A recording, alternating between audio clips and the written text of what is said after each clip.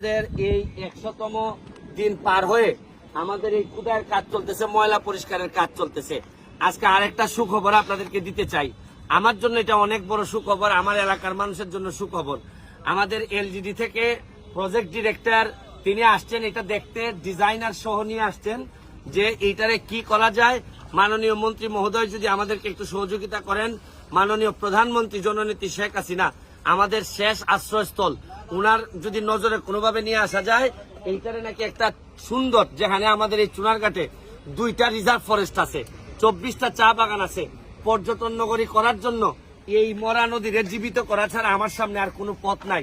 ভবিষ্যৎ প্রজন্মরে কিছু একটা দিয়ে যাওয়ার জন্য এই মরা নদীরে জীবিত করা ছাড়া এমপি হিসাবে এর চেয়ে বড় কাজ আমার হইতে পারে না।